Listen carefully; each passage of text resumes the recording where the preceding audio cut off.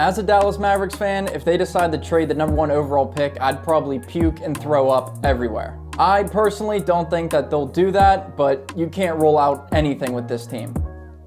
A few days ago, I got this alert for this story: potential trade offers for top 2025 draft pick Cooper Flagg. I clicked on it to load it, but I didn't scroll down any further because I wanted to read it on camera so you can get my general reaction to it.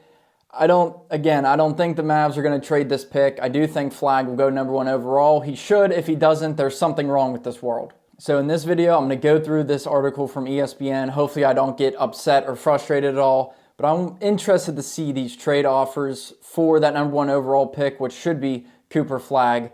And just like I say in every video, like, share, subscribe. If you're a sports fan, you have to be subscribed to this channel. Okay, potential trade offers for the 2025 first overall pick. We know the Dallas Mavericks have said they plan to select forward Cooper Flagg in the draft and will not entertain the possibility of trading away the number 1 pick for a proven superstar. Do I believe that? I don't know.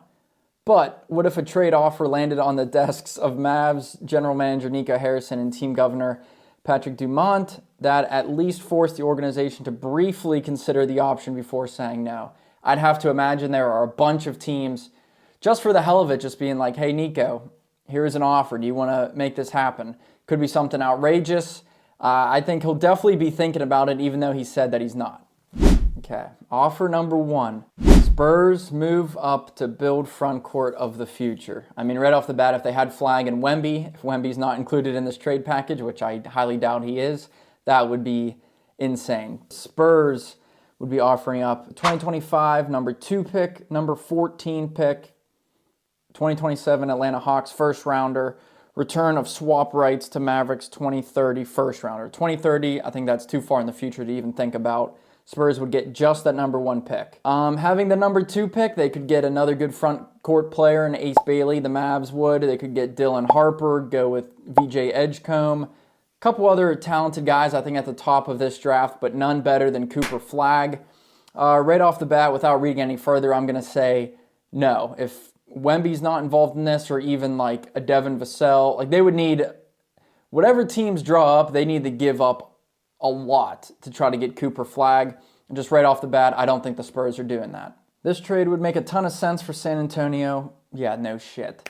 Which could establish its front court of the future, and perhaps the front court that would dominate the NBA for the foreseeable future, while not losing any of its own future draft selections, as long as the Mavericks like Harper or Ace Bailey or Edgecombe, that's what I said at the beginning, or any other options at number 2.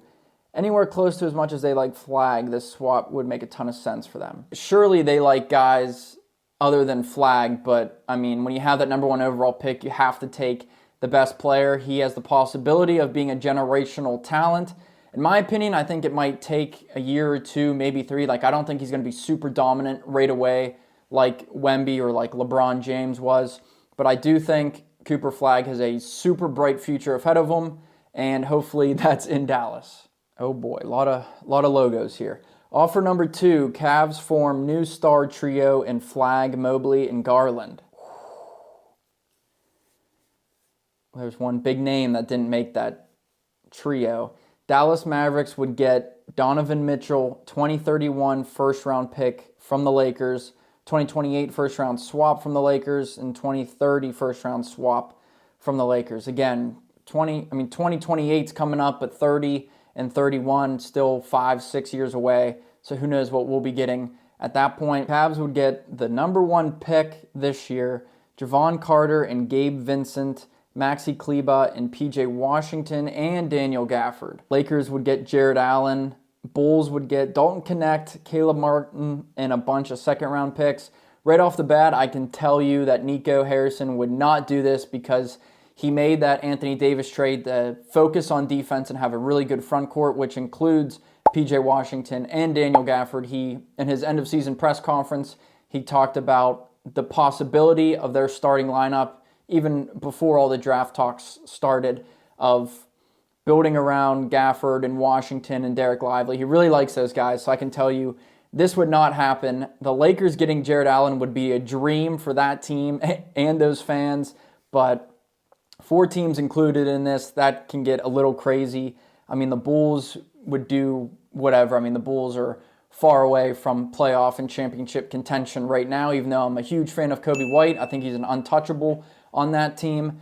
But these 4 teams all included in this trade offer, that just seems way too crazy. And giving up Gafford and PJ Washington, I don't think there's a chance that Nico Harrison would do that. But seeing Donovan Mitchell in a Mavericks jersey, that would be sick. But I mean, they already got Kyrie, but then they have their other guys like Dinwiddie coming off the bench. Jaden Hardy, I think, is a good piece for the future. I just don't see that one happening. Number 3, Mavs pick up Booker and elite big man depth. All right, this could be interesting. Dallas Mavericks get Devin Booker, the number 29 overall pick this year, 2028 first rounder, 2029 first round pick swap of the least favorable Cavs, Timberwolves, Jazz. The Suns would get the number 1 pick, Klay Thompson, PJ Washington, Najee Marshall, and Caleb Martin. This one's a little interesting. Klay Thompson, I still think he has the ability to be a really good three-point shooter, a good NBA player still. He is declining a little bit, you can't deny that, but he still has the chance to heat up every night and make 7-8 threes a game. If it was just a straight up trade for Devin Booker and Klay Thompson, I would do that 100%, but obviously you're not going to do that. This year, I thought the Suns would be a really good team, but that team is just crumbling and falling apart. Again, I don't think Nico Harrison would give up a guy like PJ Washington and Najee Marshall. Caleb Martin, I'm a big fan of. I was kind of happy when he got traded to the Mavs. What they gave up might not have been the best, Quentin Grimes, but Nico Harrison in his press conference also preached on the bench and the depth of this Mavericks team, so I don't see him giving up guys like Najee Marshall or Caleb Martin. It says here, the premise of this offer, trading a potential NBA megastar, is to underscore the Mavericks need to improve their roster now. Blah, blah, blah. Mavericks, as constructed, have elite big man depth and a perennial all-star point guard in Kyrie Irving. Yeah, he's one of the best ever. But could use another dynamic perimeter presence on the wing. Dallas will need an elite playmaker who can lead the team while Irving is out, but play next to him when he returns. I think Devin Booker would be a good fit in Dallas, but again, the fact that they have Cooper Flagg in their hands, in their grasp, if they were true to their word in saying they're not going to exercise any options, then good on them. But again, especially seeing some of these offers, these fictional offers made up, it's got to be hard for them not to at least take a look into them just a little bit. And the one trade that is hard to pass on, oh boy. Bobby Marks, NBA guy. The Mitchell and Booker trades make the most sense if the Mavericks were operating on a 2 to 3 year timeline that Harrison described after trading for Davis, but that same timeline expanded an extra 8 years when Dallas won the draft lottery and the right to draft an impactful defender and versatile talent in Cooper Flagg. I mean, he's a Cooper Flagg is a generational talent. There we go. I just think it's hard to pass on him. Could they actually trade him? I hope not. But again, getting Devin Booker or Donovan Mitchell in a Mavericks jersey would be pretty sick. Both of them, I think, would be great fits for that team. Mitchell, a better defender than Booker. He would fit the scheme of what Nico Harrison wants for this team.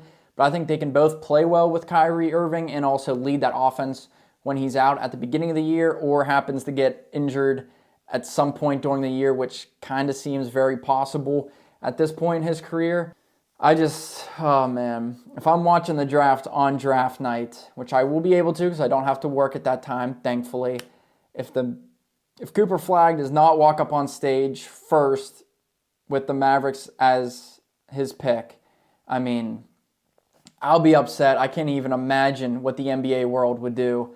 But after seeing some of this, I just think the trades are too difficult maybe for the Mavericks to pull the strings and make it happen. I think they're going to stay true to their word and keep that number 1 overall pick and take Cooper Flagg. All right, I'm probably sweating after that, but the big question was, will the Mavericks trade the first overall pick? These were just fictional made-up scenarios. I mean, I think they're definitely possible, that 4-way trade with the Lakers, Cavs, and Bulls or whoever was in that seems kind of possible. I mean, the Suns, I could see the Suns being really aggressive here because they're in a complete rebuild stage now because the teams they had the past couple years, I thought would have been really good, and they have been the biggest disappointments and failures in the NBA. I think they're just going to go all out for a rebuild now, and what better way to start than Cooper Flagg? So I think the Suns are going to try to offer the Mavericks the most. Maybe the Lakers, because Nico Harrison and Rob Pelinka are tight like that, I guess. But I think the Suns are going to offer a lot, and it might be a little difficult for the Mavericks to turn it down. But in conclusion, I think the Mavs are going to hold on to this pick. The draft is coming up in a couple weeks. I'm very excited for it. NBA draft is better than the NFL draft, but it does make me a little worrisome that the Mavericks could pull some wacky stuff and end up not taking Cooper Flagg. Thank you for watching. Those were some made-up trade scenarios to try to rip Cooper Flagg away from the Dallas Mavericks. Again, I don't think that's going to happen. Comment below what you think the Mavericks are going to do with that number 1 overall pick. Are they going to trade it? Are they going to keep it and take Flagg? Are they going to keep it and take somebody not named Cooper Flagg? Draft's coming up. I'm excited for it. We'll see you in June.